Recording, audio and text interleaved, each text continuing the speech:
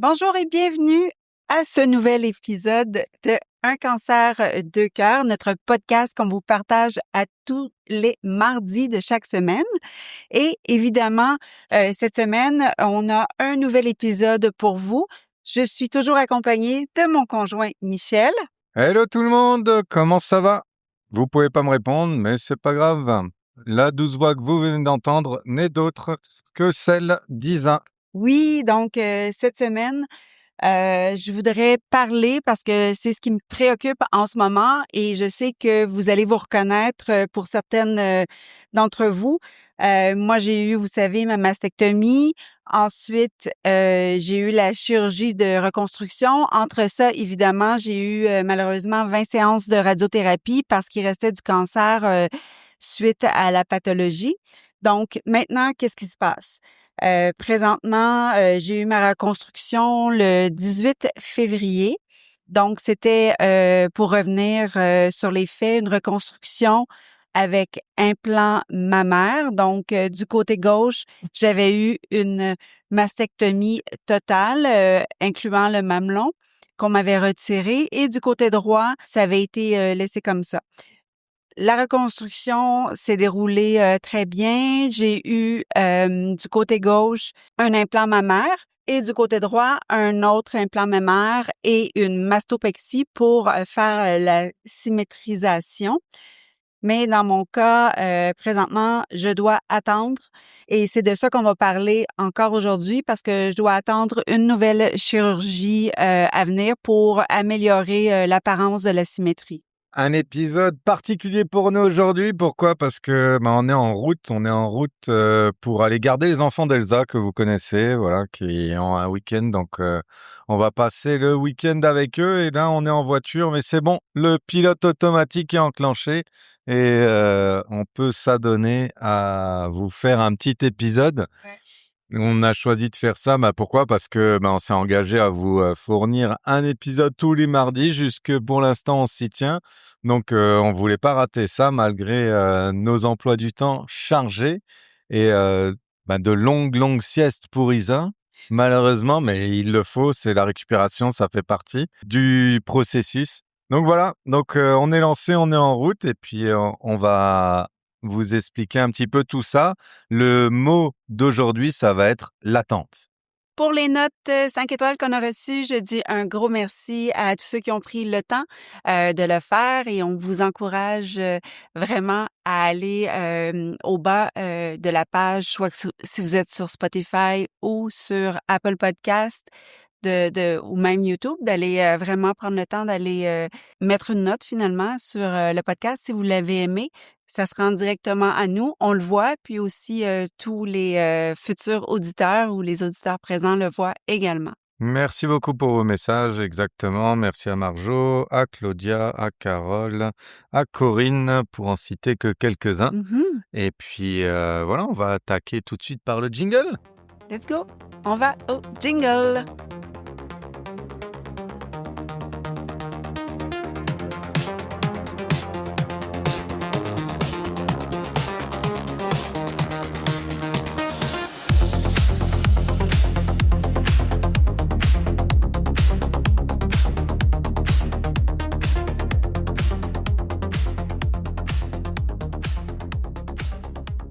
Oui, tu peux pas mieux dire, l'attente. On parle beaucoup de la chirurgie, des chirurgies, évidemment, mais on parle presque jamais de l'attente après.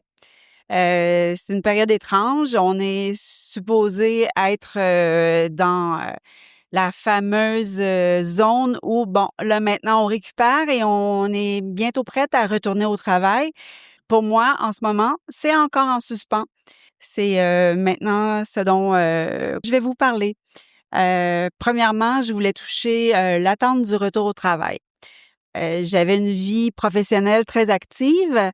Mon travail me manque. Heureusement, j'ai des anciens collègues de travail qui me partagent toujours ce qui se passe un peu au boulot. Et ça, c'est très bien. Ça me donne cependant un côté un petit peu coupable de pas être là. Tu sais, quand il y a des problèmes ou quoi que ce soit, j'aimerais ça donner mon input, de donner mon avis et tout ça. Mais bon, je sais qu'en ce moment, je dois me concentrer plus sur ma récupération. La routine qu'on avait avant, Ben c'est sûr que on a toujours envie de la retrouver. Avant, c'était toujours bon, je travaille, je m'entraîne, je fais des sorties, j'ai des activités avec des amis, la famille, qu'importe. Mais en même temps, je me dis, est-ce en ce moment, en attente d'une autre chirurgie, est-ce que je suis vraiment prête physiquement et mentalement? C'est comme être sur un quai.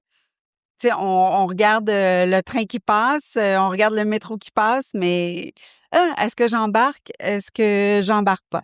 J'attends la deuxième chirurgie pour la symétrie parce que suite à ma chirurgie de reconstruction, mon sein droit est comme pas au même niveau côté hauteur que mon sein gauche, celui qui a reçu la radiothérapie. Et suivant les conseils de ma chirurgienne, elle me dit que le sein gauche, probablement, vu que les tissus sont affectés à l'intérieur et tout ça à cause de la radiothérapie, lui ne bougera pas. Tandis que mon sein droit, qui est sain, lui, va probablement continuer à redescendre et reprendre une position plus normale. Donc, on va devoir refaire une chirurgie pour la symétrisation, ce qui implique de changer la prothèse mammaire qui a été mise dans mon sein droit. C'est de l'attente encore. Je dois dire à mes assurances, il y a une nouvelle chirurgie qui est prévue bientôt, mais je n'ai pas de date. C'est encore une période d'attente. Et surtout que c'est très long parce que là, on est au printemps au Québec et moi, d'habitude, je suis active, je fais mon jogging. Puis là, en ce moment, j'ai toujours pas le go pour recommencer mes activités. Donc, tu sais, c'est comme mon énergie est instable, puis tout est en pause. C'est pas toujours facile à vivre d'être en pause, puis d'attendre des nouvelles du milieu hospitalier pour savoir quand on va avoir la nouvelle chirurgie et quand, justement, on va pouvoir reprendre toutes nos activités comme on avait avant. C'est parce que Michel, mon conjoint, il est très actif dans la vie. Vous le savez, là, il joue au hockey 3 fois semaine, il fait du CrossFit 2, 3 fois semaine aussi. Puis moi, j'avais l'habitude aussi de faire mes trucs de mon côté. Donc, c'est comme un peu difficile de trouver maintenant des activités qui peuvent nous permettre d'avoir du plaisir puis de faire du sport ensemble. Est-ce que Michel, tu veux dire quelque chose là-dessus? Au niveau du travail, je voulais savoir, toi, ce qui te manque le plus. Ben là, tu combats une maladie et c'est pas pareil que de se dire, bah tiens, je suis parti 3 semaines en vacances, quoi. Tu vois. Du coup, qu'est-ce qui te manque exactement? Est-ce que c'est plus le fait de voir des collègues, de se sentir utile, de se dire, bah en plus j'ai une maladie et puis je peux même pas contribuer au travail d'une entreprise? Est-ce que c'est le fait d'avoir des interactions avec du monde?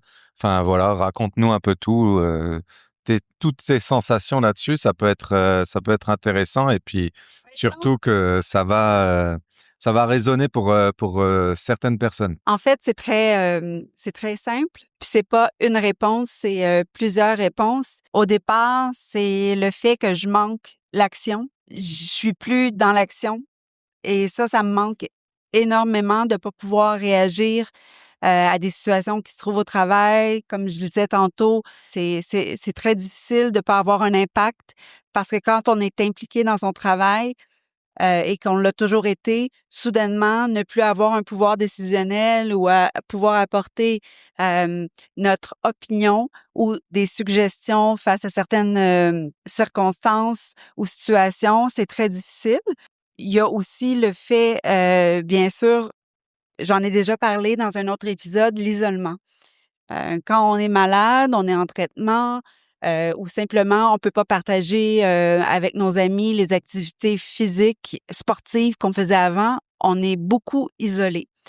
Ça, c'est très difficile pour moi de pas pouvoir, partir, même j'avais l'habitude là, des fois j'étais seule puis je partais en solitaire, j'allais faire une ride de mountain bike ou de jogging ou quoi que ce soit et ça allait. Maintenant en plus de manquer, mon entourage, au niveau professionnel ou social, mais là j'en ai plus, du tout parce que je ne peux pas faire les activités que je faisais avant.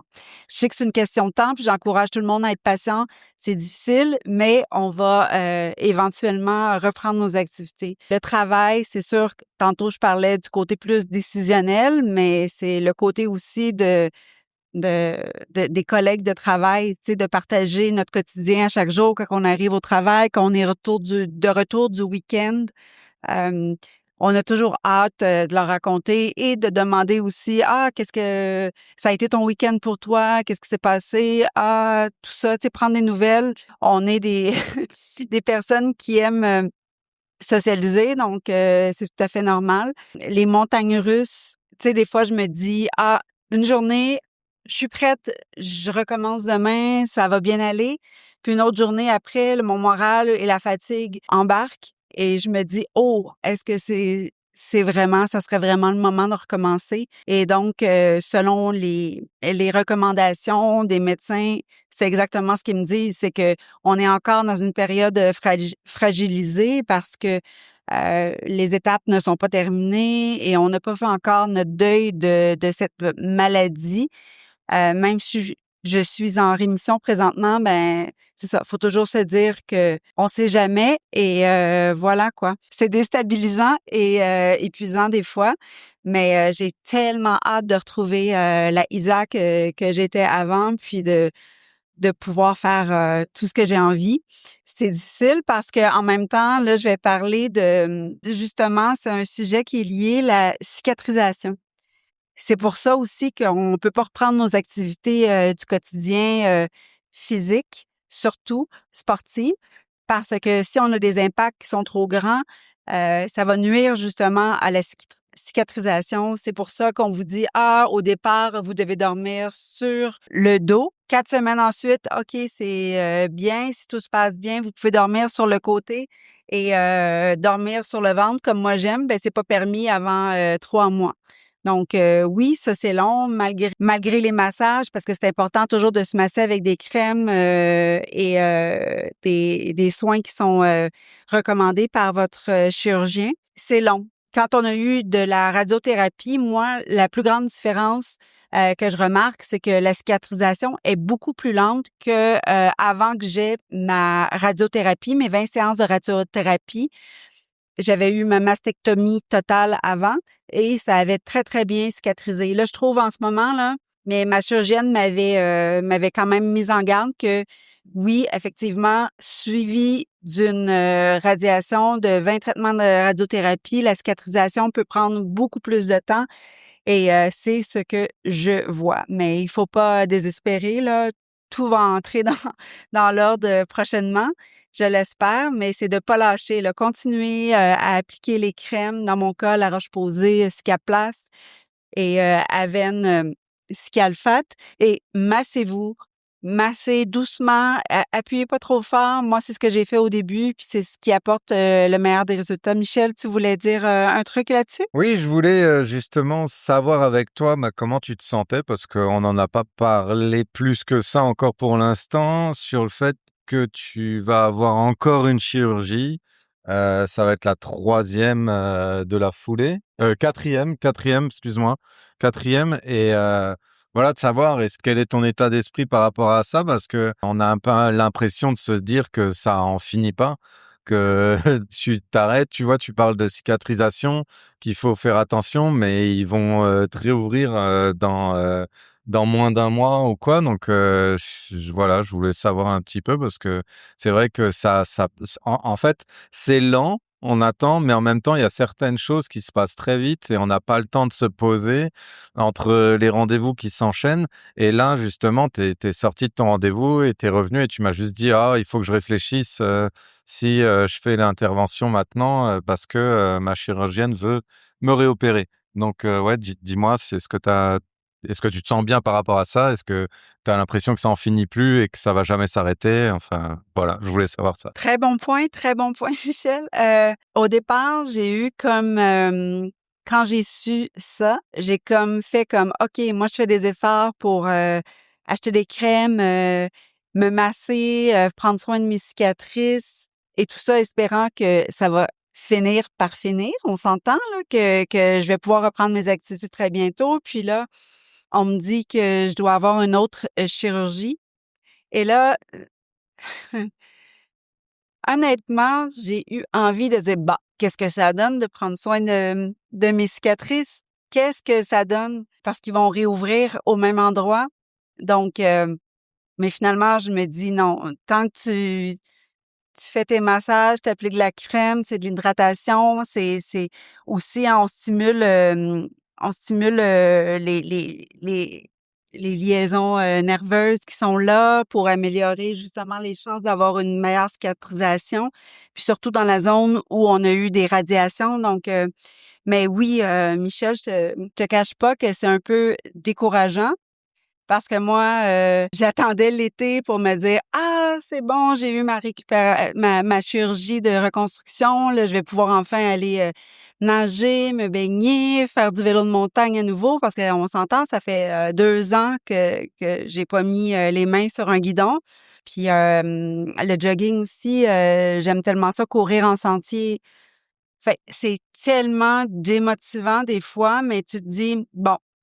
Moi, j'ai l'exemple de ma sœur qui est passée par là aussi, puis qu'encore en ce moment, après 6 ans, peut-être qu'elle va avoir une nouvelle chirurgie encore, tu sais. Donc, il faut accepter que notre corps sera plus jamais pareil et que l'on vit maintenant dans un système qui, tu sais, c'est pas magique, hein. Tu sais, on pense que, ah, une cicatrice, ça guérit, ça prend 2 mois, la cicatrice est plus là, mais c'est très long quand on a eu des traitements de chimio ou de radiothérapie. Il faut être patient. Oui, c'est difficile pour le moral, c'est difficile pour, le psychologique. Il faut penser aussi à ceux qui nous entourent. Ça cause du stress aussi au travail, dans le sens que on pense toujours à ce que les autres disent, mais ça, je vous le dis, là, il faut pas, embarquer là-dedans parce que c'est tellement pas un bon, une bonne chose à faire. C'est que du négatif. Donc, il faut vraiment se concentrer sur notre récupération à nous. Michel disait que je dormais beaucoup. Effectivement, je dors beaucoup, mais comme je le disais, 1 mois et demi avant ma 3e chirurgie, j'ai arrêté le tamoxifène, parce qu'en plus, je devais partir avant ma chirurgie en voyage, 3 semaines, pour un long vol. Donc, c'était ce qui était recommandé et je ne pouvais pas recommencer le tamoxifène, l'hormonothérapie, minimum 1 mois suite à la chirurgie. Donc là, c'est comme je m'attendais pas à ça, je pensais que mon corps était, acclimaté, habitué à ce que c'était le tamoxifène, l'hormonothérapie, mais il semble que non. Donc là, je repasse par tous les mêmes, symptômes, insomnie, intense et les douleurs là, tu sais, dans les jambes, surtout, au niveau de la cheville, du mollet.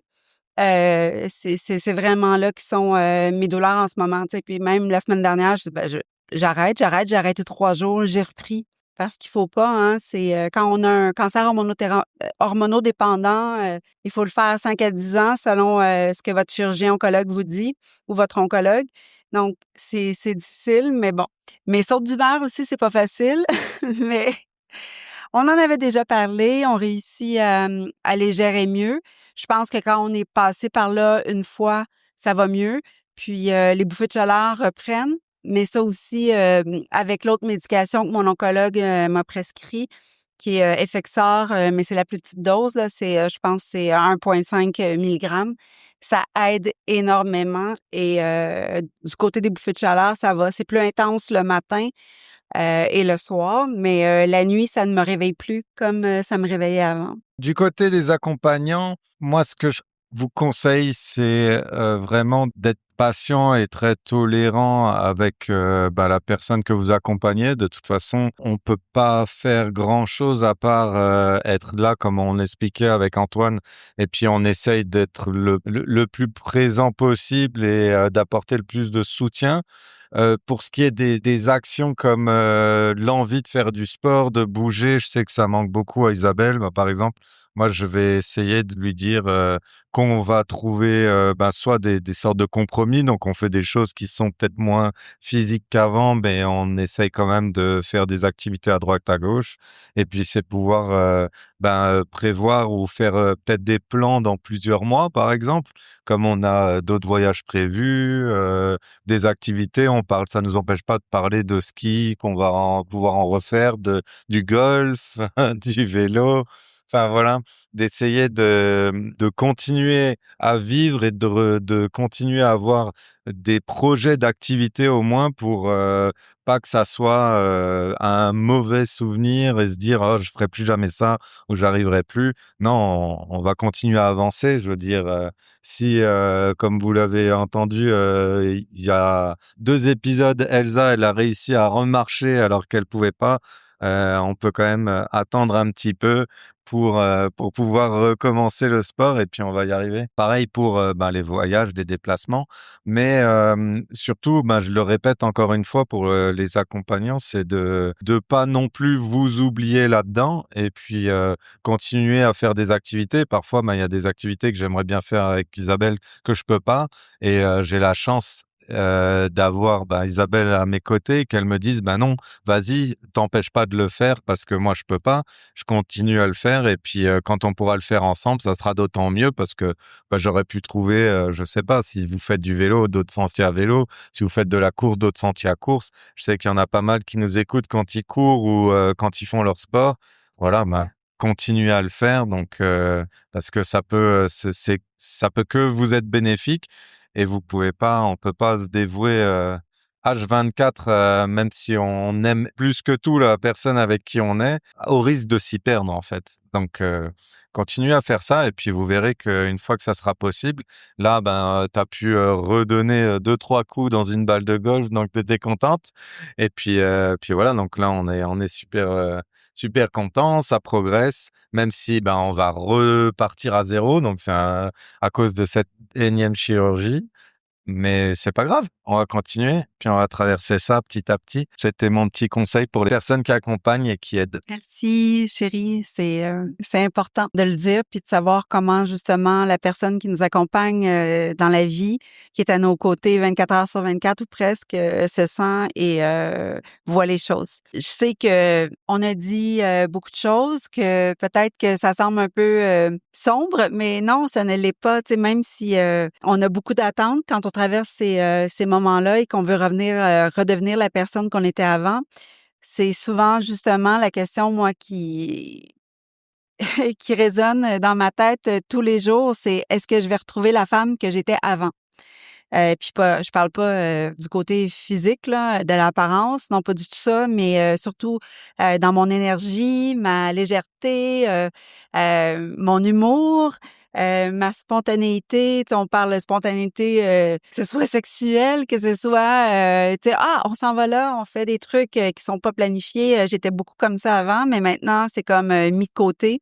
Puis j'ai hâte de retrouver ça. La vérité là-dedans, c'est je le sais pas. J'ai pas de réponse vraiment quand je me pose cette question-là. Est-ce que je vais redevenir la femme que j'étais avant? Je pense qu'au bout du compte, oui, mais en ce moment, je peux pas déterminer si ça va être dans 3 mois, dans 6 mois ou dans 1 an. Mais je sais que la version de moi, attend juste la version 2.0 où je vais redevenir vivante et probablement parce que j'ai passé à travers, le cancer du sein, probablement que mon envie de vivre va être encore plus grande quand je vais avoir retrouvé tous mes moyens. Puis comme dit Michel, tu sais, en ce moment, ce que je peux me permettre, c'est voyager, tu sais, la marche, il y a rien qui est interdit de ce côté-là. Donc ça, c'est un plaisir, qu'on fait à 2 et qu'on continue de faire, des projets, pour ça. Même, très, très bientôt, on repart en voyage. Pour terminer, je pense que, l'attente, c'est un truc qui est invisible. Tu sais, c'est pas une cicatrice, c'est pas quelque chose qui est apparent, mais c'est lourd. On y pense à tous les jours à quand je vais avoir ma prochaine chirurgie, quand je vais avoir mon prochain traitement, quand je vais recommencer le vélo de montagne, quand je vais recommencer le golf. L'attente, c'est vraiment difficile, mais on va finir par avancer. Faut le faire à son rythme. Il faut pas le faire sous pression, puis te dire demain matin, bon, je vais faire un 5 kilomètres. Non, non, non, non. Il faut vraiment être à l'écoute de notre corps, se respecter là-dedans, puis se dire que c'est OK si l'énergie est pas là. On va attendre un petit peu, des jours, des semaines, mais une chose est certaine, ça va revenir. Ça va revenir pour celles qui sont en rémission et qui n'ont pas d'autres complications qui sont à venir. En tout cas, merci à tous pour vos commentaires comme d'habitude et puis surtout vos écoutes parce que on en a de plus en plus. On a passé, je pense, les 600, 700 écoutes, donc plus que ça. Bon, ben voilà, c'est toujours, ça nous fait vraiment, vraiment chaud au cœur. On pensait pas du tout avoir autant de personnes qui écouteraient ce podcast quand on l'a lancé. Hein. Le but, c'était vraiment de partager ça. Et si ça peut aider du monde, on est vraiment, vraiment content et ça nous plaît énormément. On a vraiment hâte aussi de vous rencontrer. C'est pour ça que là, on a pas mal d'événements sur justement le cancer, que ce soit de manière générale ou le cancer du sein, qui s'annonce avec l'été, les beaux jours qui arrivent. Donc, pour ceux qui ont envie de nous rencontrer et de partager un petit peu des anecdotes ou quoi, on va faire des épisodes sur place lors de ces événements, bien sûr. D'ailleurs, tu parlais de courses de 5 kilomètres ou quoi, et je sais qu'il y a un marathon, semi-marathon du cancer du sein bientôt, le Sun Life à Longueuil, voilà. Donc, c'est sûr qu'on y sera forcément. Sûrement en tant que participant, hein, pas en tant qu'on n'aura pas de stand sur celui-là, mais en tout cas, c'est dans les projets et on vous donnera toutes les infos si vous voulez venir nous rejoindre, courir avec nous, partager un moment, discuter, voilà, rencontrer du monde.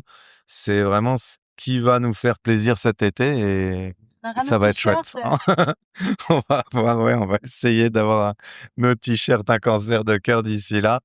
Et puis voilà, comme ça, on pourra vous offrir des cadeaux, voir des choses et puis partager. Exactement. On a vraiment hâte, là. L'hiver a été excessivement long, là. Ici au Québec, je sais pas en France, mais ici au Québec, je pense que c'est le premier jour de beau temps qu'on a et on est quand même troisième semaine d'avril, là, donc c'est incroyable. Donc, on va en profiter. Demain, il annonce encore beau ici et moi, je vais en profiter pour aller faire une petite course. J'espère que Michel va m'accompagner et on a des activités tout au long du week-end avec justement les enfants d'Elsa et Antoine. Il faut rester positif dans tout ça et se dire que c'est jamais fini, mais bientôt, bientôt, bientôt, on va arriver à reprendre notre énergie, refaire nos activités et surtout que le meilleur est devant nous. Voilà, je crois qu'on va clore l'épisode de cette semaine avec le mot de la fin, comme à l'habitude. Michel, est-ce que tu as quelque chose à ajouter avant? Non, c'est tout bon. Je pense que on a partagé ce que tu voulais partager avec tous nos auditeurs et l'attente, ça peut être long, mais comme dit, la lumière au bout du tunnel Ouais. n'est plus très loin. C'est ça, comme on le dit si bien, à toutes les semaines. Pour rappel, ici, on a un cancer, mais on reste 2 cœurs à le combattre. Donc, prenez soin de vous. À plusieurs, on va s'en sortir. Bye! Un cancer de cœur.